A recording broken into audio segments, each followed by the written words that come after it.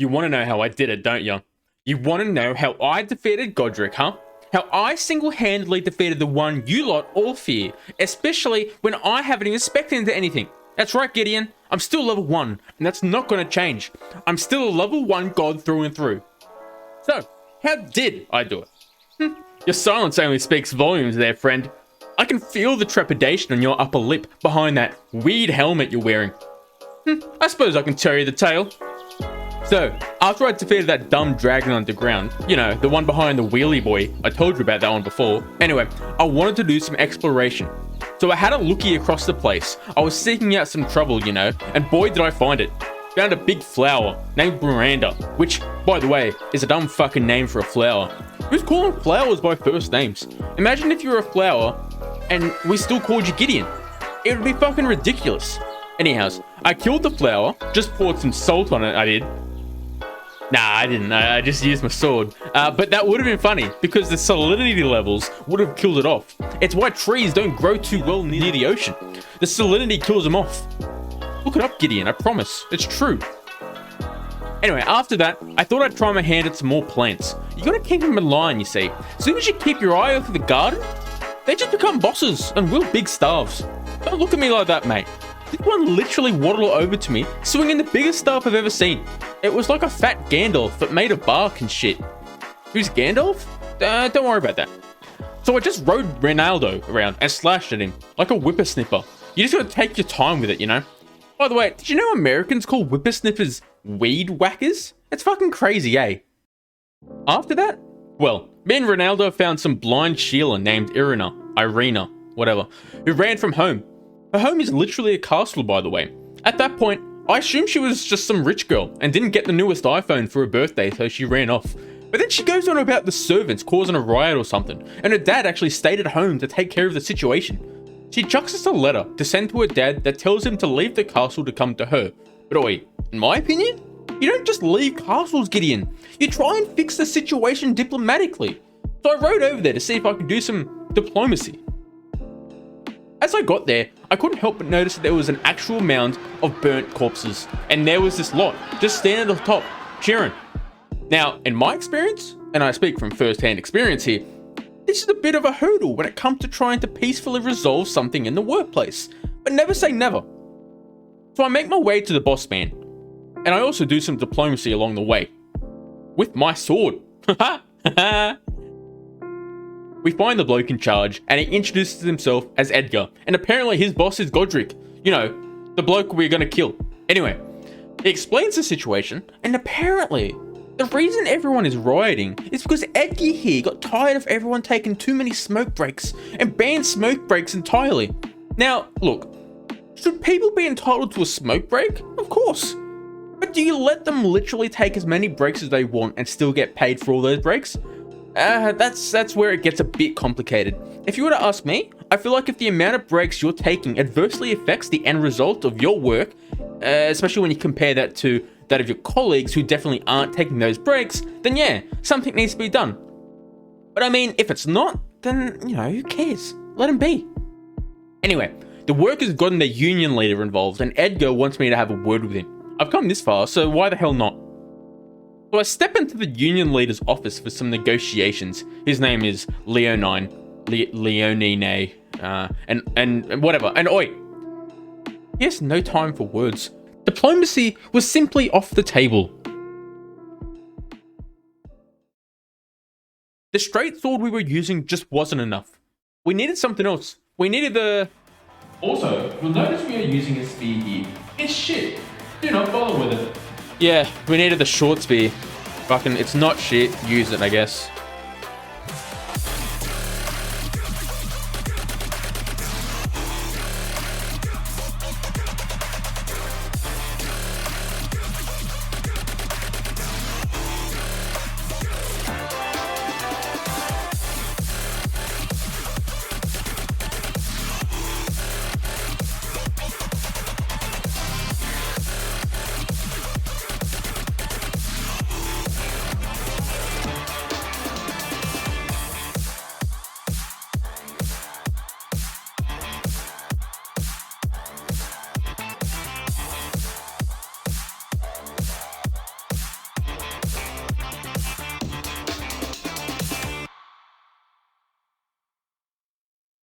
With the Union leader, Leonine, vanquished, we went back to Edgar and told him of the good news. He was happy to hear it, but ultimately decided to head back with his daughter, Irina. The smokers had won. Now they can take as many breaks as they want, but at what cost? Sure, the workers will now get increased benefits and peace of mind, but think about the current and future state of the castle. Because everyone can have smoke breaks, all the employees who don't smoke are going to have to work harder to compensate for them. And that extra effort cannot be acknowledged or truly rewarded by management because it will shun the smokers who are on break. Additionally, because less work will be done, this will drive costs of the business, which costs are already high because the place is full of burnt corpses and needs to be cleaned up. Also, Irina was murdered. Yeah,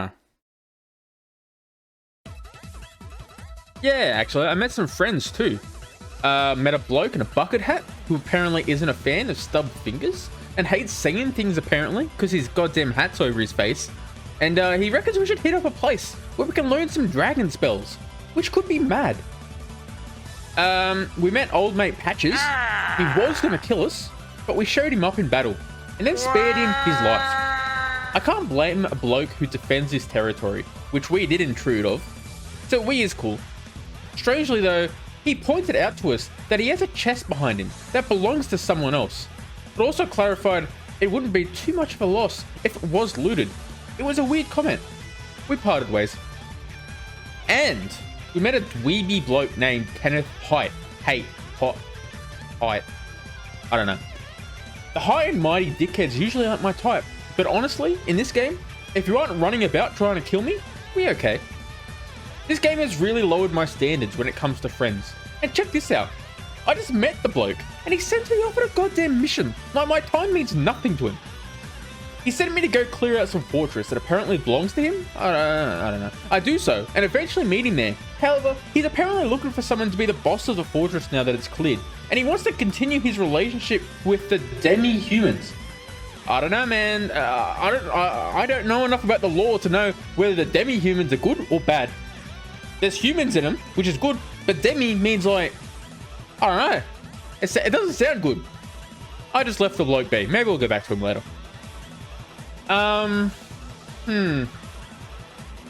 What else? Outside of meeting friends. Oh, Gideon, what have you been up to? How are you doing? I just sort of wandered in here and haven't let you say a word. How's the wife? How's the kids? No? Nothing? Fuck, fine. I get it.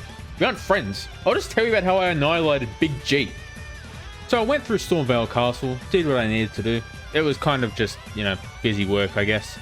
I did meet your daughter there, however. She seems lovely. She was standing over a dead corpse, but I'm not questioning your parenting style at all. We found a little safe spot just before our little boss summon wall thing. You know, the yellow wall. You know what I'm talking about, Gideon. We went through that, and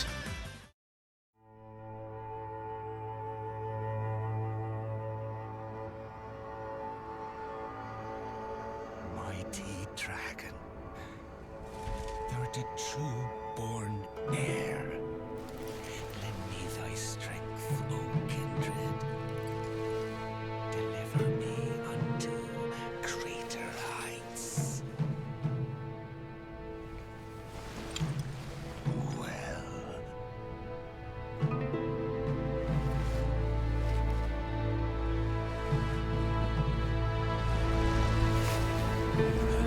Tarnished. Plain as a law.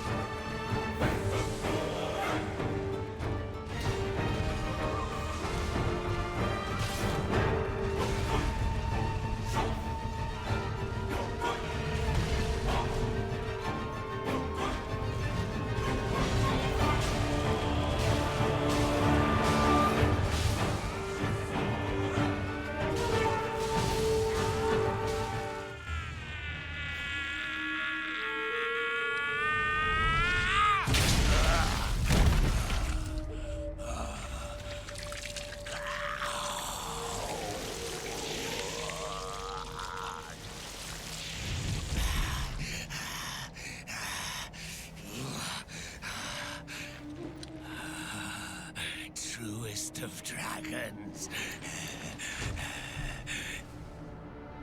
Lend me thy strength.